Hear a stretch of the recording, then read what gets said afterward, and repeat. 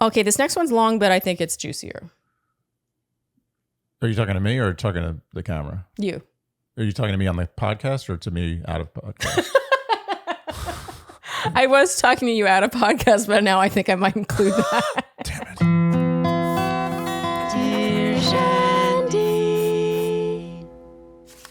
Welcome back to Dear Shandy, listeners. Hello, Andy. Hello. How are you today? Doing okay. Doing okay. Doing good. It's Q&A day. It is. Yes, we're recording this one in New York before having left for Ireland. Pre-recording. The Emerald Isle. Yes. I gotta get my Irish accent down. Yeah. It's a little shoddy. I'm too chicken. I can't. Australia really put me away because it's very similar but completely different. Oh, it's similar in its wonder.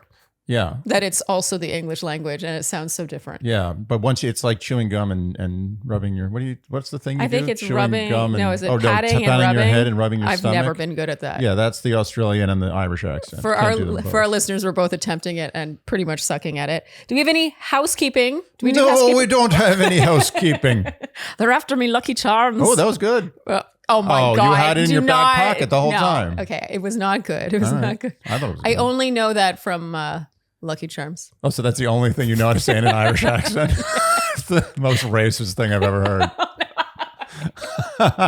Oh, the Irish. Yeah, Lucky Charms, right? Yeah, I know all about them. No, I mean the cereal. Yeah. Cereal. I was a kid. It was my generation. Yeah. I used to always save the marshmallows in the bowl. That's one of the most unhealthy cereals of all time. Yeah, but let me tell you, I loved it. Nothing brought me obviously. joy like Lucky Charms. Yeah, it's and pure then, sugar. did you get to eat Lucky Charms? I ate Fruit Loops. I didn't eat. Actually, I only ate Fruit Loops when I was somehow out of the house, usually out of the state. For me to eat Fruit Loops, I had to be almost out of New York State. You weren't allowed. I wasn't allowed. I wasn't allowed anywhere near sugar cereal. As a matter of fact, when Honey Nut Cheerios came out, that was a big deal. I was around when Honey Nut Cheerios came out. Yeah. To age myself. But that was like a coup. Because my mom came home one day with Honey Nut Cheerios. And I was like, what? Honey is in the nut and the Cheerio? Oh. And it had a little sugar. It wasn't like a sugar cereal by any stretch. Yeah. But it had some sugar in it. It was sweet. I think we were a sugar cereal household. Yeah. I can admit it. Well, I will say, I don't have a huge sweet tooth, Oh, and you do. I wish my parents, as much as at the time I wanted it, I wish my parents hadn't let me have it because now I have this really big addiction to sugar. And I think that must have contributed somehow. Yeah. I'm blaming other people for my problems. Isn't it fun? Really, there's nothing that's our fault. Okay, but my point with saving marshmallows is that I would save the rainbows for last. Let's see if anyone else did that. Cute. It's very specific. You're not alone. Okay, so before we get going, do we have any? We do have some announcements. Yeah. First of all, since we last recorded a Q&A, merch has come out. Merch? Yes. It has arrived. It has arrived. We're both drinking from our cute Dear Shandy mugs. Andy, you have the Take Me on a Tangent you gotta kind of mug. see the whole thing, so it starts here and then it goes. Yeah, it's cute. You're taking me on a tangent. Actually, when I first asked our illustrator to come up with that concept, he had me leading you on a tangent. And I was like, I think, I'm sorry to make you rework this, but Andy's the one taking me on a tangent. Yeah. I would say that was nice of you. 4 out of 5 times. Yeah. Oh, good. I'm a stickler for accuracy. I appreciate that. Okay, so the other thing I want to mention before we get going, this is now something we always mention at the top of Q&As, is the fact that we now do Shandy off the record. So if you are the kind of person who listens and you're like, oh, I would love the Shandy take, but I don't want to come on a podcast. I'm a private person, maybe, even though you can be anonymous. You're always allowed to be anonymous. Our callers all use monikers, but some people don't want anything about them out there in the world. So you could email us at dearshandy@gmail.com about an off the record session. That's basically you and us over Zoom. And it's not, it can be recorded for your own records, but it's just like private time. Shandy. Private. After dark.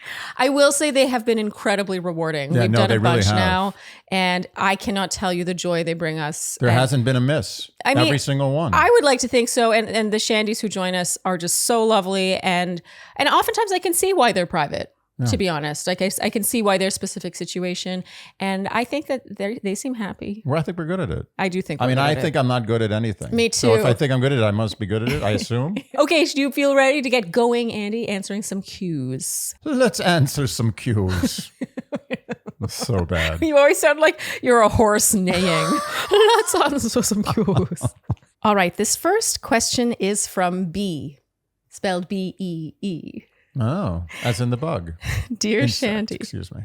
Insect? Insect. You can't say bug? No, bug is sort of colloquial. I like to respect them and call them what they are, insects. Although insects doesn't sound as nice. I think bug sounds kind of endearing.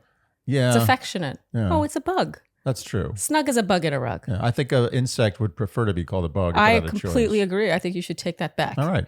Bug. Dear Shandy, I'm not sure if you'll take this question because it's not about an imminent situation, but if you're willing, I'd appreciate your take. I, 30 female, recently left a 9-month relationship that I had thought was mostly healthy. It was my first serious adult relationship. Harassing behavior by my ex after the breakup forced me to realize how controlling and manipulative he actually was while we were together, and now I'm reevaluating what reasonable boundaries would be in a healthy relationship. I made sure to keep hanging out with all my friends, including my close and always platonic male friend of about 10 years. We hung out one-on-one around twice a month, although I started inviting my boyfriend to join us sometimes to try to make him more comfortable with our friendship. One day, my friend told me his parents, whom I had met once and liked, were visiting and invited me to join the 3 of them for dinner. I declined because I thought this was an invitation I could accept single, but not in a relationship. My friend was single at the time. I would also probably have had to tell my boyfriend about it, and I knew he would be upset. My question is getting dinner alone with an opposite sex friend and their parents appropriate for a person in a normal, healthy relationship, or is it a bridge too far? Thanks, B. I mean, I know my answer to this. Yeah, I know my answer too. It's a bridge too far if the relationship is non-functional. If the romantic relationship, Yeah, if the romantic relationship is not a good one, then it's bridge too far. You know what's interesting about this is the friend has always been platonic. Platonic friend of 10 years. Yeah, he's done. It's over. That's a friend. This guy's a friend. He's a friend. He's in the friend zone permanently. If you go past even 6 to 12 months, honestly, 3 years. I'll give it 3 years. 3 years, you never know what's going to happen in 3 years. Yeah. 3 years, you're done. Yeah. I mean, I think sometimes there's a possibility, but I think this That's guy's the outlier. Yes, That's a big outlier. Exactly. But even if it is a possibility, if you have any security in your relationship as a man or a woman or anything, you should be okay with your partner going to dinner with a really good friend and his parents. Who cares if the parents are there? It's not like you're meeting the parents. Like, it's like, oh, I want you to meet my parents before I become real friends with you. Yeah. The parents happen to be there and they're like, oh, I want my parents to be there because it's convenient. Well, they're so visiting. You meet my parents. Yeah. And if the friend were a female, the boyfriend would not have had an issue with this. No. I think that this question feels like, you know what? Nothing against you, B. I think it is a testament to what you described as sort of the toxicity in your relationship that you're questioning this. If this had been an ex that she remained friends with, even then I'm kind of like, well, it depends. Oh, but I'm gonna refrain. I have very loose standards with this stuff. Yeah. So I have to accept that some people are a little more sensitive. Totally. I respect that. Yeah. That would be a bridge too far for a lot of relationships, and that's totally fine. Yeah. But if it's a friend of 10 years, this is unacceptable. And you know what? Honestly, if I was the boyfriend, I'd be like, oh, can I come to dinner? Okay. To what? And she's like, no. Oh, then that's can't. different. Yeah. Then it might be weird. But Yeah. I didn't understand the logistics here. Was he invited and she said no, or she said this is my thing, you're not invited, or Yeah. did he not want to go, and in that case he has nothing to say? Well, she said she started inviting her boyfriend to join her for dinner with just the friends sometimes to try to make him more comfortable with the relationship. I think the big takeaway from this one is eggshells. You can sense, and of course she's already out of the relationship, which is awesome. Congratulations, B, because it can be really hard to see what's wrong with a relationship while you're still in it. And sounds like it took her getting out of it to realize it, but it just sounds so eggshelly. She's like, oh, would this have been okay? You know, at the time I would have had to tell him, and I knew he would have been upset. It's just like, Look, for what? Like, I don't understand. Well, this is what I'm going to say, and I want to soften my response just a little bit as I've thought about it since you asked the question. And you know, I feel in most of my life have been pretty secure in relationships, so it's not fair of me to say everyone should be totally secure in relationships. Yeah. But I will say this, that yes, an opposite sex going out to dinner with parents has a traditional meaning to it. It's kind of Sure. like people usually see that as like, oh, you're meeting the parents. There's movies made but I literally think- called Meet the Parents. But in this situation, you have to be able to separate yourself from that traditional sense of the meeting. You Yes. have to say, this is my partner. This is her friend. Just because she's meeting this person's parents doesn't make it something that it isn't. But that security sometimes is hard to come by these days. Totally. So I respect the fact that there might be some discomfort for a lot of people. I know I could already. 100%. I could There's already gonna see be some people- Shandies are going to come and say, wait a second. But I think there's also, to apply, you said traditional meaning to things. There's also traditional meaning to gender. And I think that there are a lot of people still somehow who have a weird thing about being just platonic friends with the opposite sex. Like, to me, that's a very Right. dated perspective. And so I'm giving what I think is a current answer to this question. She's been nothing but platonic friends with this person. She would have mentioned it because it's extremely relevant. If she's ever kissed the guy, ever had a crush on the guy, ever had anything, she made a point of saying, and always platonic, her close and always platonic male friend of 10 years. So because he has a penis, he's forever like on the watch list? Come on. This is why maybe a little extra care should be taken. Like she should say, like, I just want to make sure you're okay. Like this, I know there's a little No, different, I don't but even think it needs that. for some relationships, I'm saying that this isn't a one size fits all. I think that every relationship should look at this and be like, oh, of course, go to dinner. I don't care if the parents come. That's your friend. I know that's your friend. And I'm he's not hung jealous. out with them, by the way. Yes, he's hung out. That person is in the friend zone fully. Whether he comes with the parents or he comes with his whole family or cousins, it doesn't make a difference. Yeah. But I give the benefit of the doubt that certain relationships are not as secure just by nature. Totally. And I understand why this would be a little bit of a possibly triggering moment. Yes. So I think that if you know your relationship is that kind where there's not a 100% airtight security level, you should just take a little care and be like, listen, I know this might be a little weird, but please don't read into it, and you're totally welcome to come if you want. Like,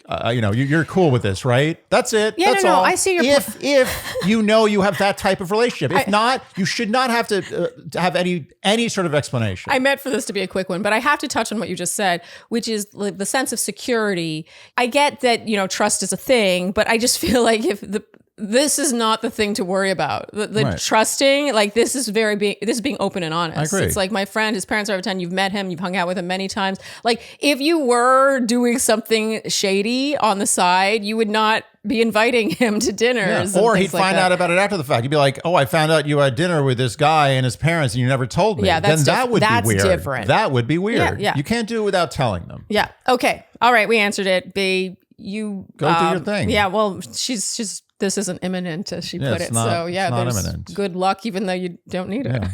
All right. This next question is from Anonymous. Dear Shandy, I, 37 female, met another woman, 36 female, on a dating app back in October 2023. She's a really warm and interesting person. We had great chats on the app and met up for a date in November. The chemistry was obvious. We had so much in common and we agreed to keep seeing each other. We had deep conversations about our goals and interests over the phone. Unfortunately, she agreed to and subsequently canceled 3 dates after that, citing various health reasons and being overwhelmed with work. Note that she had gotten into a bad car accident over the summer and had just finalized her divorce after being married to a man for 10 years. She dated other women and men during her separation. Anyway, I figured she needed time to be on her own. I sent a message asking for clarity regarding the situation, and she sent back a long and thoughtful message about how she's still recovering from various life issues and can't give any time to a potential partner. She said that she would contact me again in the spring. I didn't hold my breath. I focused on myself and continued dating other people. Cut to April of this year, 2024. She reached out regarding one of my posts on social media. Things continued from there, and after another month of messaging, I asked if she was dating someone else and if she'd like to go out. She said she was not dating anyone else and enthusiastically said she'd like to get to know me more. She wanted to date intentionally after being in so many situationships. We went out 3 times within a few weeks and every date was great. We communicated well regarding how much fun we were having with each other. However, she canceled the 4th date due to a family emergency. After a few days, she sent me a voice note about how she was busy with her master's degree and work and family, and that she would reach out after a week once she finished a paper. She then got the flu and was sick for a few weeks. I offered to help, but also gave her space. Fast forward to today. It's been months, and she continues to like my social media posts and stories. There is no communication about dating or anything else of substance. My question is, should I send a message asking about the situation and why she never reached out after she said she would? Maybe other people haven't called her out before and it would also provide closure for me. Or should I continue to ignore her and move on? I'm currently going on dates with a couple other women. I think about her once in a while because we connected on so many levels, but perhaps the feelings are not really based in reality and it's just the potential I saw in us. Maybe it's an anxious/avoidant dynamic. I'm not sure. Thank you so much for your insight, Anonymous. Well, first, I'd like to say this may be the only time I've ever heard in my life of someone saying, I'll get in touch with you in a few months and see what happens. And they actually did. And then they started dating again. Like, that's unbelievable. It's already kind of shocking that they rekindled it's things. shocking. That happens just for you folks listening out there or watching. That happens one in 1,000 times. I think maybe one in a couple hundred. Thanks. Thanks, math. Stickler for accuracy. Yeah. No, I know what you mean, though. It's not that common. So I can see why Anonymous is maybe thinking that there is something uncommon about this dynamic in general. But I mean, no, she's hot and cold. She's going through literally, stuff. The title of the email is Hot and Cold. Oh, wow. Yeah, Anonymous. No. You knew what we were going to say to this. Move on. Let's talk about closure for a second.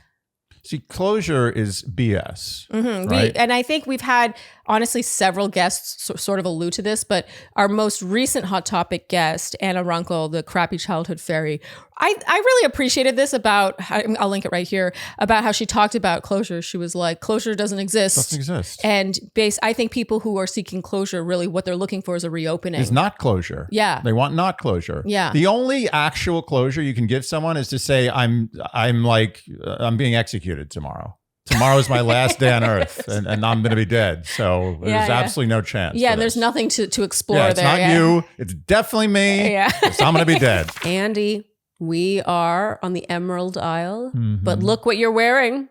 Some things stay the same no matter where you are in the world. They will never change. And some things never go out of style. True. Such as the Cozy Earth joggers. Yes, you are wearing your black Cozy Earth joggers. I mean, who has not heard us talk about your Cozy Earth joggers? Not only have you heard us talking about Andy's Cozy Earth joggers, you've seen him wear them in literally every single recording since Cozy Earth came across the Dear Shandy desk. What now, 3+ years ago? This is how good they look after being washed and worn. They are your airplane pants. They sometimes are your exercise pants. They are your lounge around home pants. They get so much wear. It's incredible. I don't know if anyone's ever read or seen the movie A Picture of Dorian Gray, but as these pants get younger, I'm getting older, and I'm not happy about it. So the magic behind Cozy Earth fabrics, including their wonderful bed sheets, they're viscose from bamboo, which is not only more sustainable than cotton, but unbelievably soft yet durable, which is a crazy cool combination. Their bed sheets are temperature regulating, so they keep you warm when it's cold, they keep you cool when it's hot. That's been a game changer for your night sweats. I don't even remember what it's like to wake up sweaty, to wake up smelly. That's what happens. They also would get yellowed, the sheets. The other sheets, not cozier sheets. Yeah. Like when you would sweat in them every night, they would get yellow. Really turning people on here. All I'm saying is that with Cozy Earth, that doesn't happen. And in case you need further convincing as to the durability of these products, all bedding and bathware come with a 10-year warranty. How many bed sheets come with a warranty? It's like obnoxious. Yeah. Like these joggers, always looking at me saying, oh, you look a little older today. So wrap yourself in luxury this fall with Cozy Earth. Go to cozyearth.com/Shandy and use code Shandy for an exclusive discount of up to 40% off. And if you get a post-purchase survey, be sure to let them know we sent you. Fuel for energy, fuel for life, fuel for everything you want to... Good, right? Catchy. What rhymes with life? That's actually hard. Rife? I was thinking rife, and that's why I slowed down. Strife? These are good. These are not good. Wife. Huel for energy and Huel for life. Buy some Huel and have a happy wife. Okay, good. Or husband. Or no one, just Or yourself. partner. Yeah, or your friends, your neighbors. Okay, Huel, one of our newest sponsors. We're big fans. And worth noting, we did not intend to advertise an energy drink. It's not No. that we had anything against energy drinks. In my experience, I generally think that energy drinks are disgusting. Yeah, I agree. Yes. I think of them as medicine. Yeah. Like it's not like they're totally gross. They're just like, I wouldn't drink it if I was thirsty. Yeah. I drink it because I need energy. Well, meanwhile, Huel, which by the way has 200 milligrams of caffeine and 133 health benefits, is delicious. Like it's actually dangerously delicious in that if it's in the fridge and I need a mixer for something, I'm like tempted. Well, you've been abusing Huel. I've been noticing that. I have been. It's tasty, especially the blue raspberry flavor. Blue raspberry is always It's the so winner. good. Let's remember, Huel is the world's #1 complete nutrition brand. Yes. The world's #1. Yes. And this isn't a fake #1. Like Joe's #1 hamburger in Brooklyn. No, New it's York's the best #1. pizza. Yeah. I think it says it all that we are in Ireland and we were not able to bring our Huel over. But I have seen Huel. I've seen it out and about in Ireland. And we're in a pretty small town in Ireland, by the way. I was pretty shocked when I saw it here. Yeah, it's international. They know what they're doing. That's badass. It is. So take the leap and join the community of Hueligans. With this exclusive offer of 15% off at Huel.com with code DearShandy. That's 15% off with code DearShandy at Huel.com. Unlock a healthier, easier way to fuel your day with Huel. Nutritionally complete energy in minutes so you can focus on what really matters. I wouldn't, Anonymous, fall into the trap of trying to, how do I word this? Like teach this woman a lesson or, hold her accountable for having said she would reach out and then not having reached out. I think that a lot of people fall into this when they're dating, and it's just such a waste of energy. I actually also don't think it's a great look. It's not that I think you need to worry about how you look to this person anymore. Like I don't want to encourage you caring about that. But let's say you were interested in, like you saying you want closure is really you want reopening. I just don't think that that's that good a look to be like, well, it's sort of like scolding or disciplining or like putting someone in their place. You're teaching them how to behave in our society, and don't say you're going to do something and then not do it.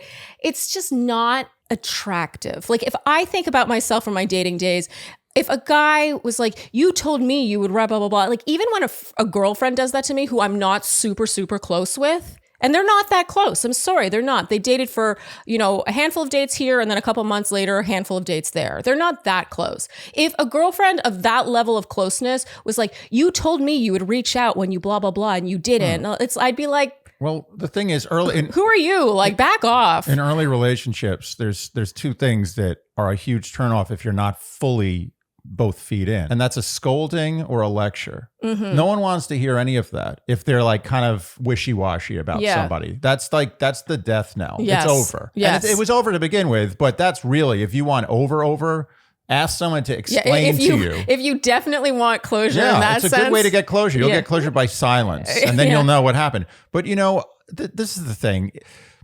First of all, with this particular case, this woman is going through a lot. She's going through a divorce. She's going through health problems. She's going through whether she likes men or women or both. Yeah. She's not someone who's like looking right now for the staple relationship. Yeah. She's all over the place. I think it's pretty obvious that she's not really available. She's not. She's playing the field. She's like exploring all sorts of things. Yeah. But also, relationships like today in dating, I feel like when you make a connection with someone, it's kind of like it's like hook. It's like a little hook in your skin. It's a nice hook. It's generally they'd put it in. They put it in nice. Oh, there we go. We have a hook.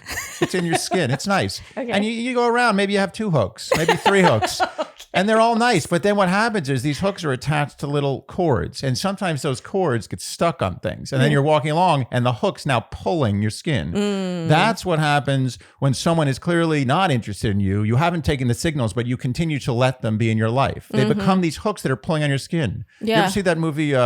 What's the movie called? Oh man, it's so sick. It's where the guy puts all these. Anyway, I don't want to talk. It's disgusting. Ooh, What's is it a horror film? It's a horror. It's like they made like 7 of them. Oh, someone's gonna know what I'm talking about. Okay, we don't need to His talk about. thing is he puts hooks in people, Ew. and then he rips them apart. Oh, Yeah, pretty God. bad. Not nice. Why? Okay. Oh no, I Yeah, don't want to. Oh. Terrible. Okay, but go on. Anyway, my point is when you feel that tug on the hook, when you feel it's like, oh, what's going on? This is stuck. Just take the hook out. It's over. You got other hooks? If you don't have any hooks, go find another one. Yeah. You don't want hooks tugging on you. It's a bad hook. I like that analogy, even though it sounds like you ripped it off of horror, the series. No. I didn't rip it off. It just reminded me of that. Yeah. It was from the 80s. It was a huge franchise for a while. It was the biggest horror franchise in the world. So was that like the predecessor to Saw? It's like the theme. No. This have some respect. This is a good concept. Okay. This guy was someone. He was basically the devil, kind of. Okay. I don't want to hear too much about it. It sounds gross, to be honest. Yeah. It's the kind of thing that'll keep me up at night. I'm a real wimp when it comes to horror things, but I do like the analogy, which is that the hook feels good as long as it's loose and being reciprocated. It's also hooked in somewhere else. But if it's just like being was it being tugged on? Think of it like a piercing. It's like a body ring, and it's nice. It's like symbolizes your love for someone. But then there's a cord connected to it, and that cord can hook onto things, and it starts pulling while you move away. Oh, while the other person moves away. Yeah, so it's pulling. It's now become like a real problem. Yeah, it's pulling, and it could rip your skin. It's a terrible situation, and it's a terrible analogy, but that's what I don't think so. That's how I picture these loose hanging relationships that you try to keep re-enlivening. Yeah. Or Hellraiser. Hellraiser. Okay. Yeah. Big franchise. Okay. Really scary. Really upsetting. Very they didn't pull any punches in that. Well, so I actually really like that analogy, even though it sounds like you did kind of steal it from Hellraiser, Andy. The idea that, it's a hook, it feels good as long as you're both like connected to it and like staying kind of close enough that it's not tugging and hurting each other. Right. But as in this case, it sounds like this other woman is sort of pulling away and it's now causing anonymous pain. Mm-hmm. And it takes self-control to just remove it, like let it go back away slowly. But I really think that going out of your way, she said, should I reach out to ask why she didn't reach out when she said she would? I read that and I'm just like, no, it's show, don't tell. I mean, I'm a broken record with show, don't tell, but seriously, she could tell you 5 to 10 really good reasons why. But at the end of the day, she didn't. She didn't reach out when she said she would. And that's the information you need. And I think that the best way usually to get the hooks back in, ironically, is to let the hook go. Unclasp. That's not a word I think we've ever used on this podcast before, Unclasp. Andy. Okay, Anonymous. Sorry if that's not what you wanted to hear, but there are other fish in the sea. I really think that the ball is in her court. 100%. Yeah. Okay, good luck. All right, this next question is from Amanda. Dear Shandy. Amanda Hug and Kiss? Yes, Andy, Amanda Hug and Kiss. My name is Amanda. I am 27 and living in Seattle. My best friend Lydia, also 27, moved here from San Francisco about a month ago. We have been long-distance besties since graduating high school and reconnected after a few years of communicating less frequently during college. Before her move, she often visited me and expressed a genuine interest to relocate to Seattle for a change of pace. She loves the nature here and has many other friends in town. All signs pointed to a smooth transition to a new home. During one of her earlier trips to Seattle this year, she met a guy on Hinge. Let's call him Sam. He is 29 and is a classic West Coast tech bro. They DTR'd after a few months of talking, which happened in parallel with her move. I suspect he was the last nudge she needed to relocate. Sam seems like a nice dude. However, a red flag that stands out is that he low-key love bombs her often, like asking to meet her family after 2 weeks of officially becoming a couple. Here's the situation. Our friendship hasn't been the same ever since Sam entered the picture. Even though we finally live in the same city now, we talk a lot less and hardly see each other. For example, Lydia didn't tell me about a 5th round job interview until it was over and she got the offer, something that we'd normally include and support each other through. I feel like I've been replaced by her new boyfriend. I played a big role in helping her move to Seattle, hosting her whenever she visited, gathering friends together when when she's in town, registering her car, etc. I have been so excited to welcome her to Seattle, and I'm feeling betrayed that she hasn't reached out or initiated one-on-one time together since her move. She hasn't even invited me to come see her new apartment, despite me driving her to a ton of apartment listings. I understand a big life change like moving to a new city can be a stressful and busy time, but every time I've tried to make plans with her, just us, she's been busy with Sam. Shandy, am I the asshole? Should I just let my friend live her new life in Seattle even though there's a secret sharp thorn in my side? There's no part of me that wishes she doesn't build a meaningful relationship with this new boyfriend. It just feels like our friendship has taken a huge back seat. This situation feels eerily familiar since the last time we didn't talk to each other in college, she was in an all-consuming relationship. I have also voiced to her in the latest trip to Seattle before moving that I've noticed a change in our friendship after she started dating Sam, and she vowed to, quote, get back to usual with me. Thank you so much for taking the time to read my question. I am a huge Shandy fan, thanks to my big sister and brother-in-law, who have also written into the podcast and have had one of their questions answered. Wow, all the family. Thanks for bringing so many laughs in my car, on my bike, in the kitchen. You two bring me so much joy and color into my life. Oh, that's so nice. Cute. Amanda. So I'm going to say something that I find and I have found to be a truth in my life and others' lives that I have known is that love conquers all, and sometimes, unfortunately, it conquers friendships, at the very least temporarily. Yes. And oftentimes in friendships, you feel like whatever you give, you should get back. And I feel it's like money lending to friends. It's the same concept. It's like if you lend money to a friend, don't expect to get it back. And don't hate them for not giving it back to you unless it's a large sum, in which case you can and stop being their friend. But anyway, that's a whole different story. But my point, was a rant from a previous Q&A, I think. See previous rant. But I think that sometimes you have to accept the fact that when someone falls in love, deeply in love, whether it's, and she can't judge. He's love bombing her. Maybe he's actually just really loves her. Who knows? Maybe he was just really excited to meet her parents. Super excited to meet her parents. Like, who knows what's going on? Whether this is a good relationship or a bad relationship, it's not really her place to determine that. If it's really, I actually don't know if that's love. To me, that doesn't seem love like bombing. I think she's just a little sore, and I respect that. I totally and they had get already that. defined like they're exclusive, all the things. I know what she's feeling. Yeah, and I get it. She's sore. He's the bad guy. He's the bad guy. He's the one who broke them up. Why shouldn't she be annoyed at him? I get it. It's a natural human reaction, but understand that when someone falls in love, especially in a new city, they can drop everything, and it's a human reaction. Some people can balance. Some people can always balance. I find that's in the minority. Most people, it's like, where did this person go? I've done it. Yeah. Oh, I did it with you. I was about to say, I don't think I'm as bad as some people with this, but I don't think I have been amazing necessarily. Like, it depends on the guy. It depends on the boyfriend, how healthy the relationship is. But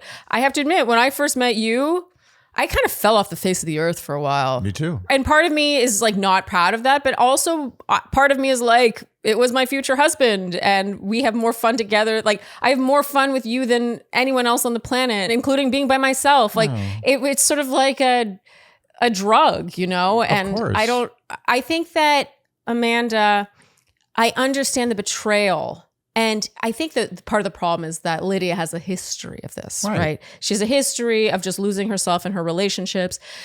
And so I understand the pain of this. But like Andy said, you don't necessarily get an ROI on this. Like, you driving her to 20 listings doesn't necessarily mean that you're going to have, you're going to be the first person. She hasn't clocked that. Yeah. She's not like, she did drive me a lot, so I should probably stop spending so much time with Sam and start spending more time with my friends. She's not clocking it. She's in a drug-induced coma right now. Yeah. And you need to stand by, unfortunately, and just wait for her to either get out of it or never get out of it. If she never gets out of it, she needs to work on some things. Yeah, and that's her issue. Yeah, exactly. It will be interesting to observe as the relationship progresses and they get out of the sort of honeymoon phase of the relationship and Lydia settles into Seattle.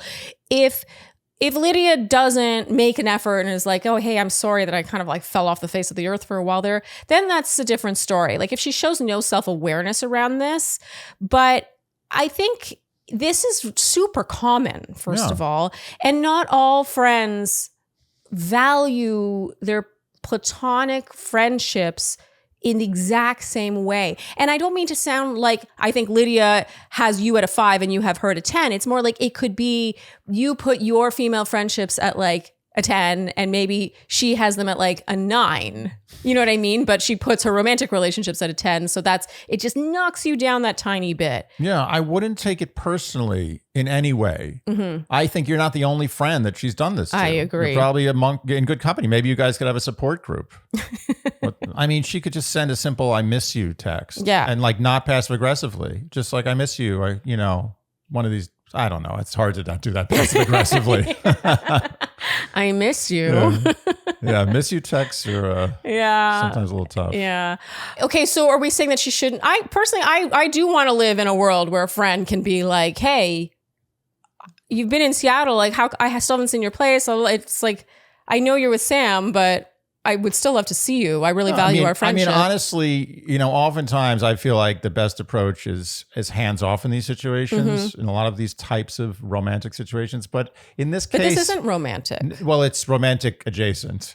In this case, I think that it's possible that a good talking to may be in order. I think, like, honestly, the more I discuss this one, or we discuss this one, the more I feel like, because Lydia has done it before, and because Amanda has brought it up, and because Lydia has said, "Oh, I won't do that again," like more or less, right? That's sort of what she said.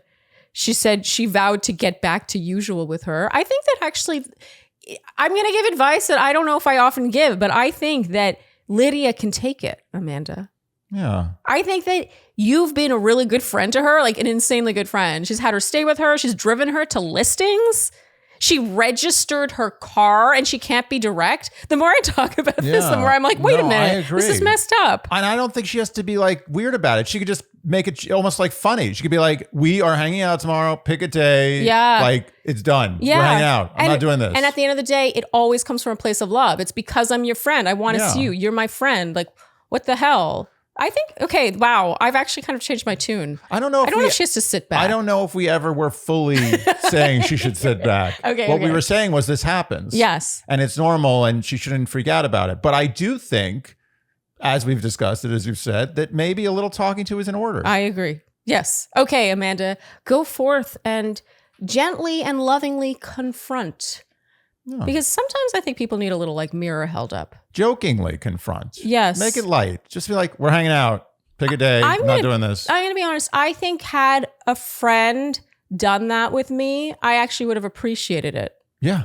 Because I think it took me longer to get back into the groove of things because no one did that. And who knows, maybe they were talking about me behind my back. I would much rather they just came up to me. Yeah. And also, another thing is it's healthy for the new relationship to take some distance. Yes. It's healthy. It's like, I'm hanging out with my friend today. It makes the other person realize it's like, oh, this is a separate person. Absolutely. Who has a life. Yes. And I'll miss her. Yes. And I'll be like, oh, I wish I was hanging out with her. And then the next time they hang out, it'll be even sweeter. Yes.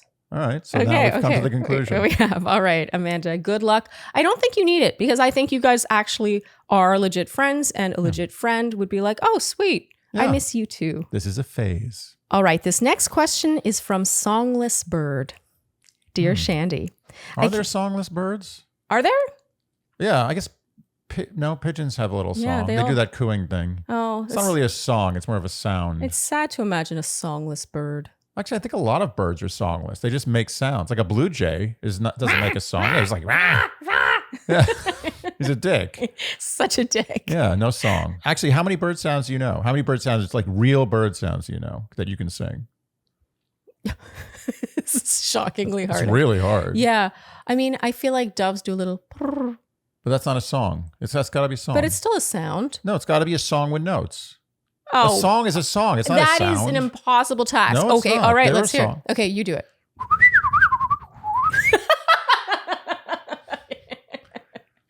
Which bird is that? It's a finch. Oh my God. Yeah, it's a finch. Oh, I think I just fell a little more in love with you. That is so cute. Okay, do another one. Oh, I thought it was taking turns. No, I can't do any. Another one. Let's see. I can't whistle. That's my get out of jail free card. Am I only a finch? Is that the only thing I got? What's that?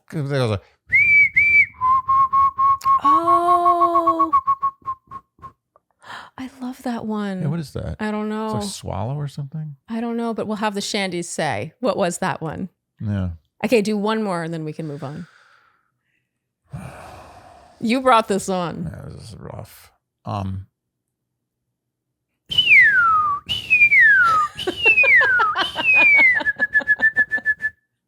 Who's that one? I don't know.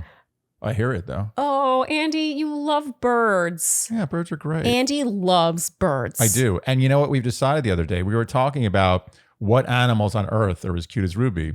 Oh, yeah. And we decided that the only animal we decided that can compete is an Arctic fox. Because a baby. No, an adult. Because you can't compare it to baby. She's not a baby. It's not fair. It's an unfair comparison. It's got to be an adult animal. But a lot of, most of the animals that we felt could compare to her level of cuteness were baby something, baby blank. Yeah, but the Arctic fox adult was the closest we came to something that might compete. I thought we were talking about a baby. Arctic fox. But when you throw babies in, then it becomes a little, it's not fair. Unfair. She's not a baby.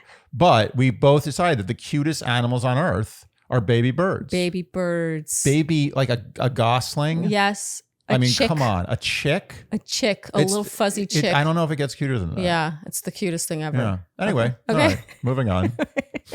Dear Shandy, I can't express just how much I love listening to your podcast, your insight, your banter, and impressive extempore? Extemporaneous? Extempore. Extempore?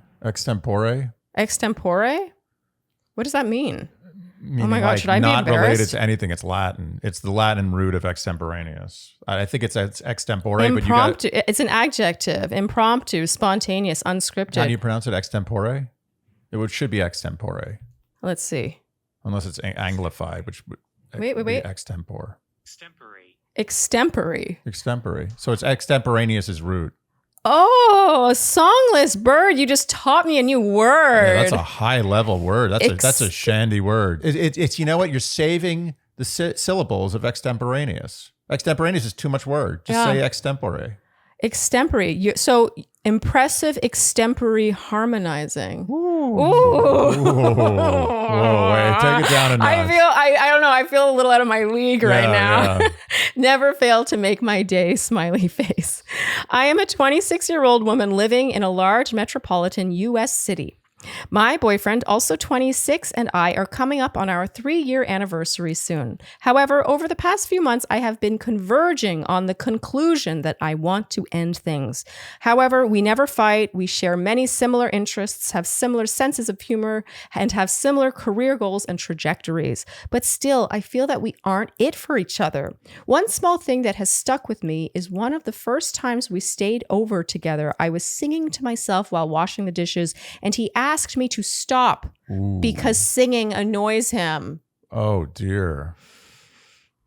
I'm sorry, I need to take a breath after that sentence. Oh, I have a big problem with that. Not a guy for you. Big problem with that. I accepted this and stopped because I figured probably everyone would get annoyed by that, but seeing you two together has made me change my tune. The joy and eagerness, or at the very least, humor and tolerance with which you greet each other's musical bursts and idiosyncrasies is what I want.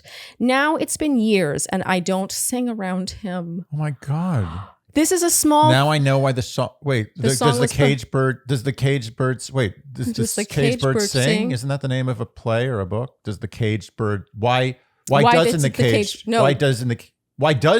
bird sing? That's what it is. They're saying why? Why would it sing? It shouldn't sing. It should be upset. But why does it sing? That's sad. Think about a cage bird singing. It has hope. It has hope. What a great title. They used to make better titles. Or that's just me being an old man. I think it's you being an old man. When I was a kid, titles were good. They made sense to me.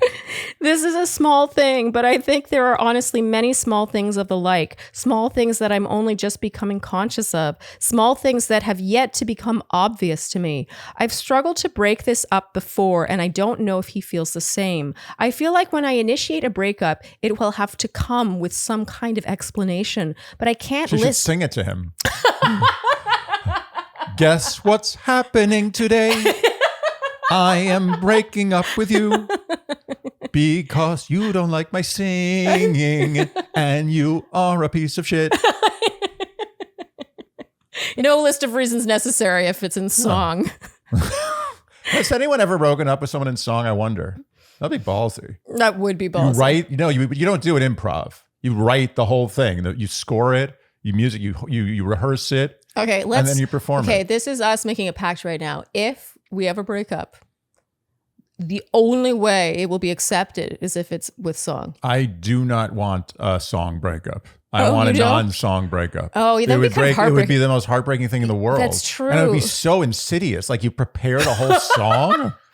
What sicko would do that? Here I was thinking, I was like, we should do that. Yeah. Like what? Who are you doing a favor by doing that? It's like, let me assemble all the most wonderful things about a relationship and now end it using those things. Like you're so inspired by the breakup that you're able to write an entire song. No, you're right. We're not doing that. You're right. It's That's a talking breakup. Sick. I was joking. Yeah, it's clearly. an in-person, sit down, we need to talk breakup. And it's not going to be good, but better than song. So Charlene, some routines become so ingrained that they become daily joys. You feel like you haven't started your day until they are complete. Yeah, no, it's true. You're almost like, I can't. Yeah, it almost becomes like a compulsion. You'll think about it all day long. And until I have stirred my AG1 and drank it down, drunk it down, drinked it down. Drank it down. I always struggle with the past tense of drink, to be honest. Drunk? I'm going to just say it right now. Drank and drunk. I'm always like, which one? It's sort of like lay and lie. I'm like, I never know. Yeah. After I drank my AG1, I feel complete. Yes. It's your comprehensive and convenient daily nutrition. It has your vitamins, your minerals, your nutrients, your pre and probiotics, your whole food source ingredients in one scoop. So you stir it into water, you add a drop of the vitamin D3, K2, and I am telling you, before AG1 was not great about taking my vitamins, especially my pre and probiotics. And so with AG1, it's like you said, it's a ritual. My day has not begun until I have my AG1 first thing in the morning, because that's when your body can best absorb the nutrients. And I feel a difference. I feel energized. I feel way more regular than I ever did before, less bloating. I just feel good. And then I know that that's done. One and done. AG, one and done. Nice. Or maybe a jingle in the future. Yeah. And the stuff that AG1 doesn't have is almost as important as the stuff it does have. 100%. Which is no GMOs, no gluten, no dairy, no corn, no eggs or peanuts, no lactose, no added sugar, no animal byproducts, and no artificial colors, flavors, or sweeteners. Isn't that great? You're right. The have-nots are as important as the haves. Yes. I need have-nots. Have-nots is what life is all about. It's what's not there. Like in music, the rests. Yes. That makes it beautiful. Oh, very nice. Good analogy, Andy. Thank you. So start with AG1 and notice a difference for yourself. Try AG1 and get a free bottle of vitamin D3, K2 plus 5 free travel packs with your first purchase when you go to drinkag1.com/dearshandy. That's a $48 value for free if you go to drinkag1.com/dearshandy. But I can't list a bunch of small grievances, which I imagine in stronger relationships would make a little difference. But I don't want to blindside him without any clarity either. Apologies for the bachelor lingo. Any advice would be much appreciated. Songless bird. Songless bird. I think there's a lot more to unpack here than the fact that he doesn't like her singing in the kitchen. I think there's all sorts of other stuff. Yeah, I also wonder, like, to me, I understand she doesn't want to be annoying, but it sounds like that happened like one of the first times they ever like stayed over, like very early in the relationship. It's been 3 years in and she just hasn't been singing.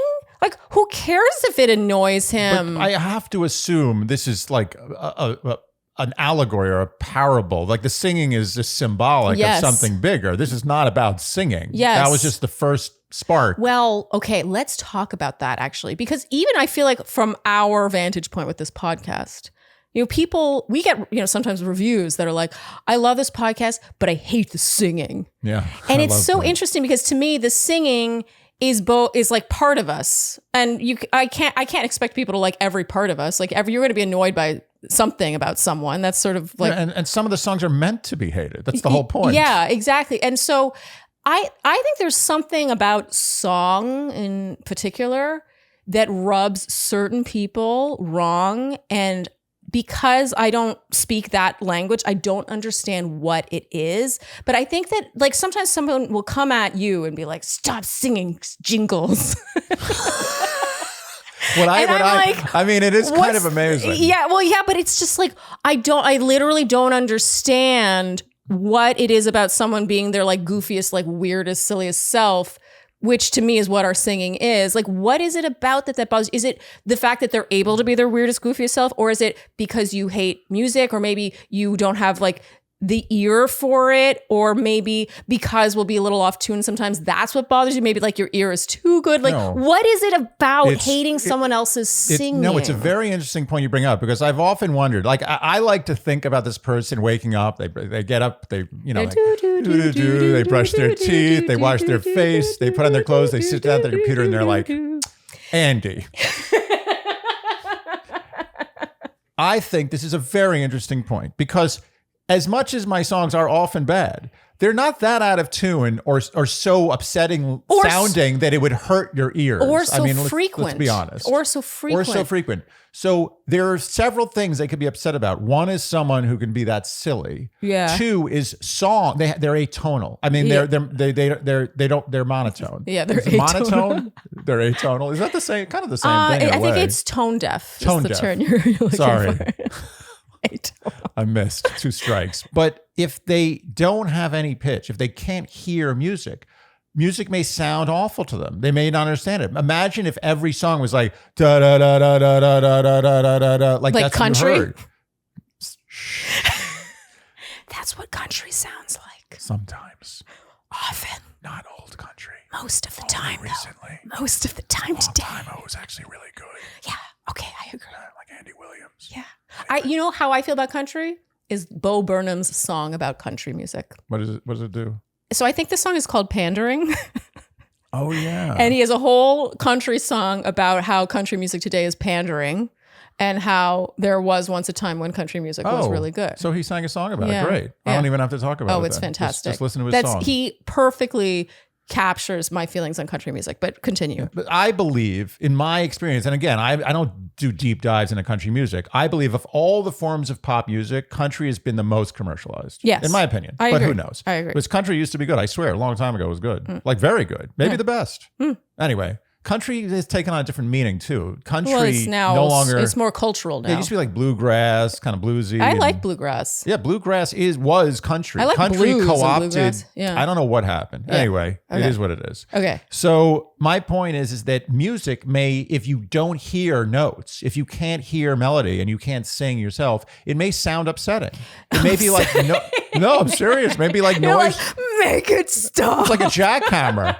You don't understand what's going on. It's just noise. It's just sounds that aren't good and not the sounds you're used to hearing and just normal words. Yeah. Okay. Wow. I mean, we've got... And that's why you listen to bad music. Oh. I know. Listen to me. I like know. Hootie and the Blowfish. Hey, look, I've ripped on Hootie enough. He needs a break. I'm going to go to someone else. Pitbull is my new guy. Okay. But even Pitbull, like they're worse than Pitbull, way worse. But I know people who are tone deaf. Or atonal, as I would like to say. They're tone deaf. I know 3, I would never name them, but I know 3 friends who are 100% tone deaf. Okay. And the music they listen to is exactly what the you kind would of expect. music I would expect someone who's tone deaf to listen to. It sucks. It's boring. Yeah. It has no interesting melodies. Yeah. It's often like dun, dun, dun, dun, like the same note with boring rhythms. Yeah. And it's not surprising. That's what they listen to, but they can't hear notes. And if I couldn't hear notes, I wouldn't like good music. Good music might sound weird to me. Yeah. So my point upsetting, is, apparently. yeah, it would be upsetting. So my point is, I feel for these people. First, the fact that they actually took time out of their day to write a review about how they don't like my jingles. Our answer to this question is turning into a rant about people not liking our singing. And I totally respect people who don't like my singing. But the point is that if you don't like my singing, I hate to say this, but there's something going on with you. Yeah, I agree. And I admit, I'm the first person to admit, I think it's pretty damn obvious that I don't think my singing is that good. Yeah, well, that's the thing. Has that been not made clear? Well, so that's what's interesting. That's going to bring us back. I swear, that's our segue. That what you just said. Because if someone is so bothered by someone else's silly singing, then what is it? What is it? I think that they just want to speak the language that resonates with them, in which case that shows an intolerance. In this case, her boyfriend finds singing annoying. It's like, that's not the point. The point is not that you find singing annoying. It's that she is expressing herself while washing the dishes singing. Like, you should be like, wow, that's a whole dimension to my girlfriend I haven't seen before. Like, wow, your singing voice sounds like this. Yeah. Like, wow, this is you at your like most authentic self, like alone cooking, like washing dishes. There's something so cool about seeing someone in that state. And the idea that you would hear that singing and be like, that's annoying, right, is like flabbergasting to me. And we are making the assumption here that the situation isn't that he is actually really musical and she is singing unbelievably out of tune and too loud, which is a possibility. Oh, but even then, he should make a joke. He should be like, God damn, you're a bad singer. Yeah. What the hell's going on with that? Well, we did once get a Q&A question where the girl, she said her boyfriend, or I think her husband. Question. Yeah, it was a classic. That was my favorite question. Her boyfriend sang all the time and he sang out of tune. Yeah. I mean, that one she loved him. She loved him. And this was a problem. And she didn't want to take away his love of singing, so she didn't say anything. Wanted to foster it. Yes. And in the end, she ended up, go watch the Q&A. Yeah. I'll link it here. I'll link it here. I love that one. The point is, clearly, there are other things at work here. So this is just one little symbolic thing. The singing, it is very symbolic. I think so. I mean, song. Well, her song. To me, it shows. He doesn't like her song. It shows that he wants her on his terms. Like the idea that you would make someone not sing in their own home when this is something they would otherwise do means what you're saying is, I'm the king of the castle. I think in the end, what this symbolizes is that he's controlling and he doesn't love her for the things that she loves about herself. Yes. And that's it. I think this is such a deal breaker to me because it's like you said, it's not just the singing. I can picture some people listening to this and being like, what's the big deal? Like, we all try to do things that don't, like, let's each think right now of one thing we make an effort to do that does to not annoy the other person in the house. So I try not to watch really violent or scary movies when you're around. Okay, thanks. Yeah. Yeah, I try not to put cold glasses of beverage on wood. Well, I just have to add here that you're not just respecting me, you're respecting wood by doing that. Okay, but it's also mainly because in my opinion, the desk that is wood that I would be disrespecting is quite old and already heavily disrespected from years of use and abuse. Right. And so to me, I'm just sort of like, oh, I'm adding to like the weathered nature of this desk. Right. I mean, in general, you don't respect wood. So I think that is I appreciate that. Okay, I was raised with sugary cereals, and even though there were coasters in the house, we weren't like made to use them. Okay, so it's ingrained. Yeah, I appreciate that, by the way. And I've noticed you've made a real effort. I have. And every time I see you making an effort, it warms my heart. Okay, but because I know it goes against the grain for you. Okay, but so something we have to mention here is me putting a wet glass on a piece of wood is not like me being myself or expressing myself. No, it has nothing to do with you. Yes. Your personality is not someone who disrespects wood. Yeah. I mean, that's just something you do. To me, singing comes from the soul. It comes from a place that's like other from yourself. When you're alone and you're singing in the shower, it's a form of expression, self-expression. You're like, you feel free. It's something. It's joy. Yes, it's pure joy. It's not something you would do out on the street with strangers around. You're doing it for yourself. And so the idea that someone be like, don't do that, it annoys me, is so messed up. Yeah, it's like telling someone you don't like their laugh. It's like telling someone, stop crying. Yeah.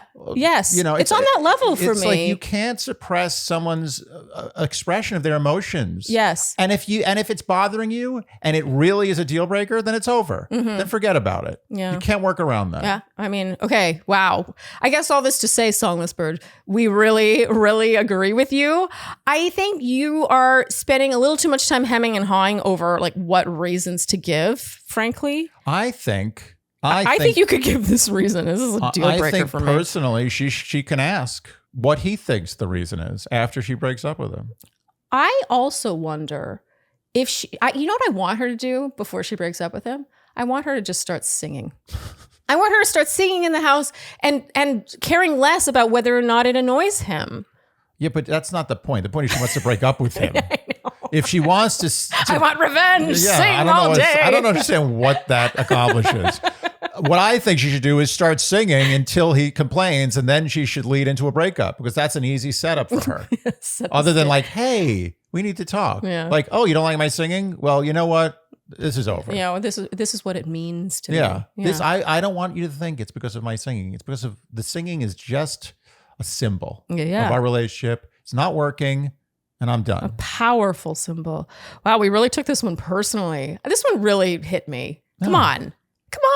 Well, it's, there's a really bad feeling in relationships, and I've had this before, and it really is, it's the worst feeling. It's when you think that the person loves you, like he loves you, like you're a package and they love the whole package. Yeah. And then suddenly you do something that's super you, and they're like, ugh. And you're like, oh, wow. Yeah. Like I can't do, like I have to basically take that part of me, remove it, and put it in the outside world me. Yes. It's no longer part of this relationship. That sucks. Yes. Now you're taking pieces of yourself apart. You're compromising yourself for the relationship. Totally. I don't like it. It makes me very uncomfortable. Absolutely. And I have to separate this too from, I sing in the house a lot, obviously. Yeah, I mean, like this is the most extreme. Yeah, I sing in the house and it is not only frequent, but loud. Oh, yeah. It is loud, like meant for a stage loud. Yeah. And like I don't use amplification when I'm on a stage. So imagine how loud it is inside a 1-bedroom apartment. But sorry, what?